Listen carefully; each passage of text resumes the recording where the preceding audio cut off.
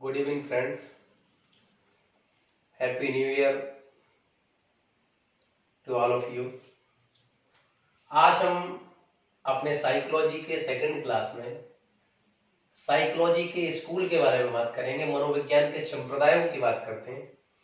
जैसा कि आप लोग जानते हैं, मनोविज्ञान में संप्रदाय का मीन्स होता है स्कूल, या संप्रदाय का मतलब हम यहाँ पर कह सकते हैं विचारधारा। संप्रदाय का मीन्स होता है विचारधारा, या संप्रदाय का मतलब होता है स्कूल। तो साइकोलॉजी में जो पहला संप्रदाय आता है वो आता है जिसको हम कहते हैं संरचनावाद, और हम संरचनावाद को इंग्लिश में स्ट्रक्चरलिज्म कहते हैं। संरचनावाद संप्रदाय को स्थापना किसने की? तो संरचनावाद की स्थापना की है विलियम वुंट ने। और विलियम वुंट कहाँ के रहने वाले थे? तो विलियम वुंट जर्मनी के रहने वाले थे। साइकोलॉजी को, मनोविज्ञान को चेतना का विज्ञान मानने वाले जो हमारे साइकोलॉजिस्ट हैं उनको हम संरचनावादी साइकोलॉजिस्ट कहते हैं। और जो हमारे संरचनावादी साइकोलॉजिस्ट हैं वो चेतना की निश्चित संरचना मानते हैं, वो चेतना का डेफिनेट स्ट्रक्चर मानते हैं। वो कहते हैं कि चेतना की निश्चित संरचना होती है, इसलिए संप्रदाय को संरचनावाद संप्रदाय के नाम से जाना जाता है। यह साइकोलॉजी का पहला संप्रदाय है। इस संप्रदाय को निर्मितवाद या निर्माणवाद के नाम से भी हम लोग जानते हैं। चेतना क्या होती है मेरे प्यारे बच्चों? चेतना मानसिक स्थिति का आंतरिक रूप चेतना कहलाता है। मानसिक स्थिति का आंतरिक रूप, मानसिक स्थिति का आंतरिक रूप, मानसिक स्थिति का आंतरिक रूप चेतना कहलाता है। अथवा हम ऐसे भी बोल सकते हैं कि मानसिक पीढ़ी का प्रथम ज्ञान चेतना कहलाता है। अथवा हम ऐसे भी बोल सकते हैं कि ज्ञानेंद्रियों के द्वारा उपलब्ध कराया गया प्रथम ज्ञान चेतना कहलाता है। मनोविज्ञान को चेतना का विज्ञान मानने वाले सभी मनोवैज्ञानिकों को हम क्या कहते हैं? हम कहते हैं संरचनावादी। लेकिन उनमें एक कंडीशन है कि जो चेतना की निश्चित संरचना मानता हो। ऐसे मनोवैज्ञानिक जो मनोविज्ञान को चेतना का विज्ञान मानते हो और मनोविज्ञान में चेतना की निश्चित संरचना मानते हो, उन मनोवैज्ञानिकों को हम संरचनावादी मनोवैज्ञानिक कहते हैं, और ऐसे संप्रदाय को हम संरचनावाद कहते हैं। दूसरा संप्रदाय आता है प्रकारवाद या कारवाद। इसको हम फंक्शनलिज्म बोलते हैं इंग्लिश में, फंक्शनलिज्म। इस संप्रदाय की स्थापना विलियम जेम्स के द्वारा की गई। विलियम जेम्स अमेरिका के रहने वाले, अमेरिका या यूएसए हम इसको बोल सकते हैं। और यह संप्रदाय भी मनोविज्ञान को चेतना या संवेदना का विज्ञान मानते हैं। मेरे प्यारे बच्चों, संवेदना और चेतना एक ही शब्द है, इसमें कोई फर्क नहीं है, इसमें कोई अंतर नहीं होता है। यह संप्रदाय भी साइकोलॉजी को, मनोविज्ञान को चेतना या संवेदना का विज्ञान मानता है, लेकिन यह संप्रदाय चेतना के कार्यों पर बल देता है। यह संप्रदाय कहता है कि चेतना की निश्चित संरचना नहीं होती है, चेतना के और भी कार्य होते हैं, चेतना के और भी भाग होते हैं। तो हम कह सकते हैं कि ऐसा संप्रदाय जो चेतना के कार्यों पर बल दे, चेतना के कार्यों पर बल दे, जो उस संप्रदाय को हम प्रकारवाद या कारवाद संप्रदाय कहते हैं। इन्होंने बताया कि चेतना के और भी कार्य होते हैं, चेतना के और भी भाग होते हैं। और भाग कौन कौन बताए? तो पहला भाग प्रत्यक्षीकरण, दूसरा भाग संज्ञान, तीसरा भाग सूझ, चौथा भाग समस्या समाधान। ये क्या है? ये प्रकारवाद के भाग हैं, ये चेतना के कार्य हैं, हम कह सकते हैं ये चेतना के कार्य हैं। और प्रत्यक्षीकरण में क्या आता है? किसी भी व्यक्ति का नाम, पहचान या व्याख्या, शुरुआती जानकारी प्रत्यक्षीकरण कहलाता है। उसके बाद सेकंड स्टेप संज्ञान होता है, फिर सूझ होती है, फिर समस्या समाधान। इसके बाद मेरे प्यारे बच्चों शुरू होता है साइकोलॉजी का अगला संप्रदाय, जिसको हम कहते हैं व्यवहारवाद संप्रदाय। और व्यवहारवाद संप्रदाय को हम इंग्लिश में बिहेवियरिज्म बोलते हैं। 1912-13 में 1912-13 में इस संप्रदाय का एस्टेब्लिशमेंट हुआ और इस संप्रदाय की स्थापना करने का जो श्रेय है वो जेबी बॉर्शन को जाता है। जॉन ब्रॉडर्स बॉर्शन इनका पूरा नाम है और ये यूएसए के रहने वाले थे, ये यूएसए के रहने वाले थे। और इनका जो सपोर्ट करने वाले, इनका जो समर्थन करने वाले हैं वो बीएफ स्किनर हैं, आईपी पावलोव हैं, सीएल हल हैं। और ये संप्रदाय जो है वो मनोविज्ञान को व्यवहार का विज्ञान मानता है। ये संप्रदाय मनोविज्ञान को व्यवहार का संप्रदाय मानता है और ये मानता है कि जो व्यवहार है वो वातावरण की उपज होता है, व्यवहार वातावरण में बनता है। और व्यवहार होता क्या है? तो मेरे प्यारे बच्चों, हम कह सकते हैं कि जो मानसिक स्थिति का बाह्य रूप होता है वही व्यवहार होता है। जैसा कि हमने इससे पहले आप लोगों को बताया था कि जो व्यवहार होता है उस पर प्रयोग परीक्षण हो सकते हैं। और व्यवहार होता क्या है? तो मानसिक स्थिति का बाह्य रूप होता है। ऐसा संप्रदाय जो मनोविज्ञान को व्यवहार का विज्ञान माने, और उस संप्रदाय को हम क्या नाम देते हैं? उस संप्रदाय को हम नाम देते हैं व्यवहारवादी संप्रदाय। इसके बाद अगला संप्रदाय जिसको हम कहते हैं गेस्टाल्टवादी संप्रदाय। इसके 3 नाम हैं: गेस्टाल्टवादी संप्रदाय, समग्रवाद, संज्ञानवाद, और इंग्लिश में इसको गेस्टाल्टिज्म बोला जाता है।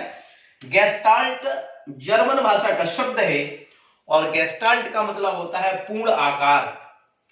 गेस्टाल्ट संप्रदाय की हम बात करें तो गेस्टाल्ट संप्रदाय की स्थापना का श्रेय जाता है मैक्स वर्दीमर को। मैक्स वर्दीमर जर्मनी के रहने वाले हैं और मैक्स वर्दीमर के साथ इनके और भी सारे संज्ञानवाद के और भी समर्थक हैं जिनका नाम है कर्ट लेविन, कर्ट कोपका, कोहलर। किसको हम गेस्टाल्टवादी कहते हैं? गेस्टाल्टवाद क्या है? तो हम कह सकते हैं बच्चों कि मनोविज्ञान को चेतना का विज्ञान और व्यवहार का विज्ञान, दोनों का विज्ञान मानने वाला जो संप्रदाय है, मनोविज्ञान को चेतना प्लस व्यवहार दोनों का विज्ञान मानने वाला संप्रदाय गेस्टाल्टवादी संप्रदाय, संज्ञानवादी संप्रदाय, समग्रवादी संप्रदाय या गेस्टाल्टिज्म कहा जाता है। और ये जो संप्रदाय है ये बुद्धि को मान्यता देता है, इसलिए संप्रदाय ने बौद्धिक क्रियाओं के ऊपर बहुत ज्यादा बल दिया है। यह संप्रदाय बौद्धिक क्रियाओं पर बल देता है और यह संप्रदाय मानव को यंत्रवत नहीं मानता। इससे पहले जो हम लोगों ने 3 संप्रदाय पढ़े, संरचनावाद, प्रकारवाद, व्यवहारवाद, ये तीनों संप्रदाय मानव को यंत्रवत मानते हैं, लेकिन गेस्टाल्टवाद मानव को यंत्रवत नहीं मानता है। इसे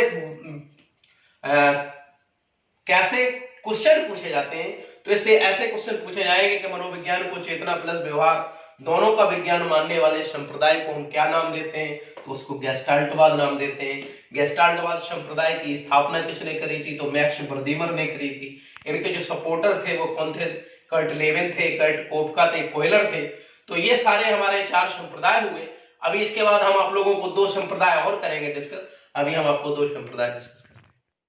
इसके बाद मेरे प्यारे बच्चों, अगला जो बाद आता है वो आता है मनोविश्लेषणवाद। और मनोविश्लेषणवाद के को इंग्लिश में साइको एनालिसिस बोलते हैं। साइको एनालिसिस के जो संस्थापक हैं, इसके जो फाउंडर हैं वो सिगमंड फ्रायड हैं। सिगमंड फ्रायड वियना ऑस्ट्रिया के रहने वाले हैं और इस संप्रदाय के जो फॉलोअर्स हैं, संप्रदाय के जो समर्थक हैं वो एडलर हैं, कार्ल यूंग हैं। हमारे सिगमंड फ्रायड जी ने मन या मस्तिष्क का विश्लेषण किया और मन या मस्तिष्क को 3 भागों में बांट दिया और मन और मस्तिष्क के प्रत्येक भाग को व्यवहार के पक्ष से जोड़ दिया।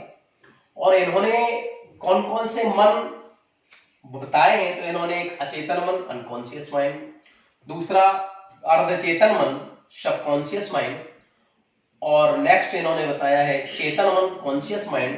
तो हम लोग बात करते हैं अचेतन मन की। अचेतन मन जो होता है वो टोटल माइंड का 90% होता है और ये जो व्यवहार के किस पक्ष से जुड़ा होता है? तो अचेतन मन व्यवहार के एकदम पक्ष से जुड़ा होता है, इड से जुड़ा होता है। इस मन का उद्देश्य क्या होता है मेरे प्यारे बच्चों?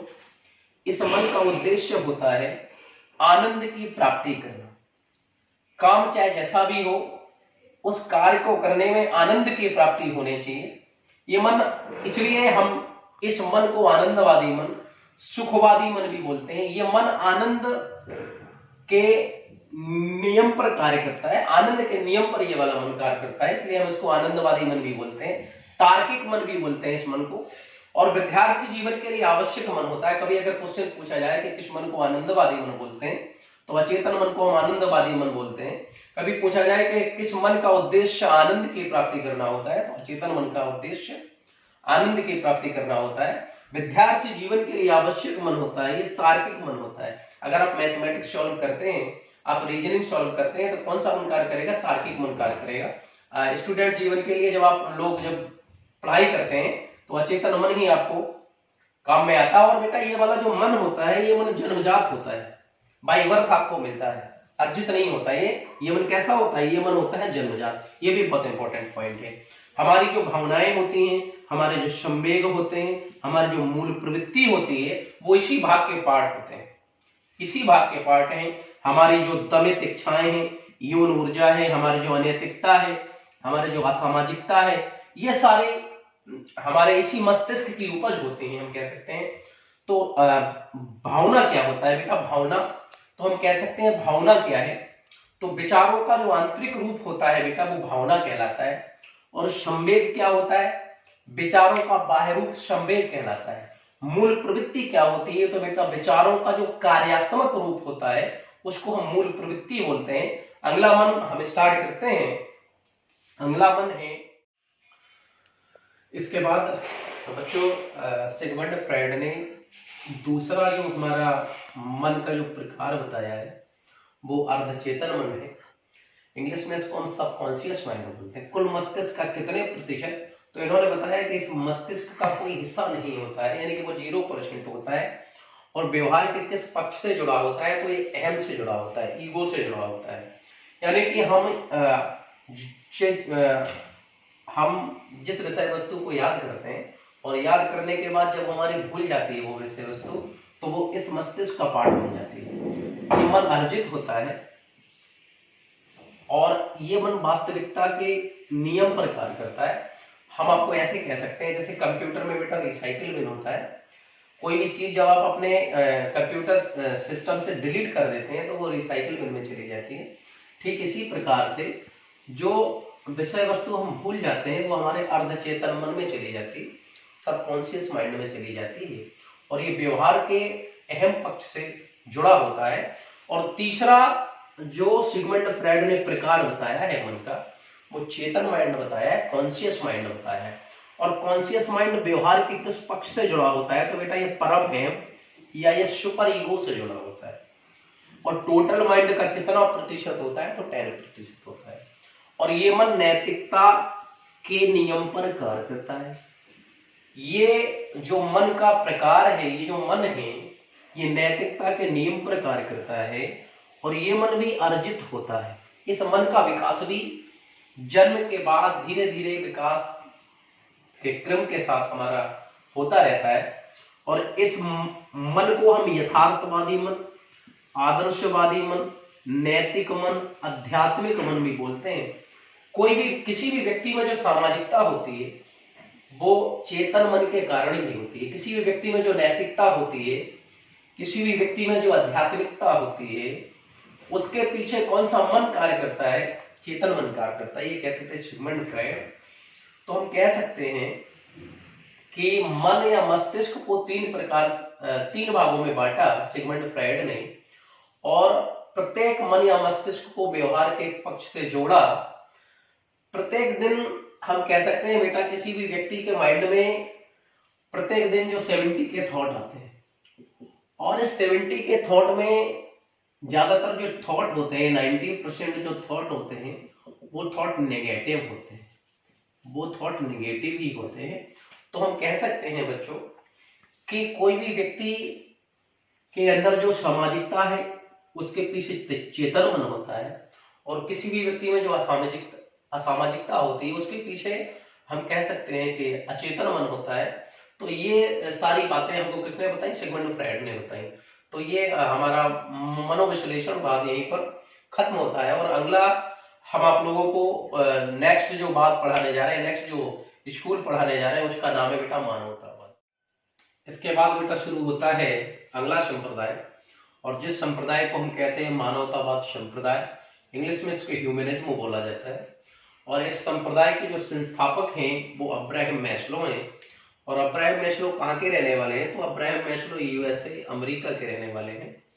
और अब्राहम मैस्लो ने एक बात बताई, इन्होंने क्या बताया कि प्रत्येक व्यक्ति जो भी कार्य करता है उस कार्य के पीछे उसकी मांग होती है या कोई आवश्यकता होती है जब वो काम करता है। तो इन्होंने विभिन्न प्रकार की आवश्यकताओं के ऊपर बल दिया है, कौन कौन सी आवश्यकताएं होती हैं व्यक्ति की, कौन कौन सी मांग होती है जिसके पीछे व्यक्ति कार्य करता है। तो इन्होंने बताया कि जो पहली मांग होती है वो शारीरिक मांग होती है। पहली मांग जो होती है वो शारीरिक मांग, प्रत्येक व्यक्ति को अच्छा शरीर चाहिए, शारीरिक मांग होती है। प्रत्येक व्यक्ति को सुरक्षा की मांग होती है, प्रत्येक व्यक्ति को एक अच्छे समाज की मांग होती है, प्रत्येक व्यक्ति को सम्मान की मांग होती है और प्रत्येक व्यक्ति को आत्मसिद्धि की मांग होती है। तो इन्होंने मांगों के ऊपर बल दिया। बेसिकली ये जो संप्रदाय है ह्यूमनिज्म, ये संप्रदाय मानव मूल्यों पर बल देता है। मानव मूल्य जो हमारे होते हैं उन पर बल देता है और हमारे मानवता पर बल देता है। ये सारे संप्रदाय जो हम लोगों ने अभी डिस्कस किया स्कूल्स ऑफ साइकोलॉजी के बारे में, जो स्कूल्स ऑफ साइकोलॉजी है वो 6 हैं, हमने जैसे आप लोगों को बताया है। इसके बाद हम लोग नेक्स्ट टॉपिक स्टार्ट करेंगे अधिगम, और उम्मीद करेंगे कि ये जो हमारे द्वारा जो स्कूल्स ऑफ साइकोलॉजी आप लोगों को पढ़ाया गया है वो आप लोगों को अच्छी तरीके से समझ में आया होगा। और अगर कोई समझने में दिक्कत है तो आप हमको कमेंट कर सकते हैं और हमें बता सकते हैं कि कहाँ पर दिक्कत है। और इसके साथ हमारे चैनल को सब्सक्राइब करें और हमारे चैनल को सब्सक्राइब करके बेल आइकन को दबाएं और हमारे चैनल को ज्यादा से ज्यादा लोगों तक शेयर करें। लोगों को शेयर का हमारा जो लिंक है वो प्रोवाइड कराएं। थैंक यू, धन्यवाद।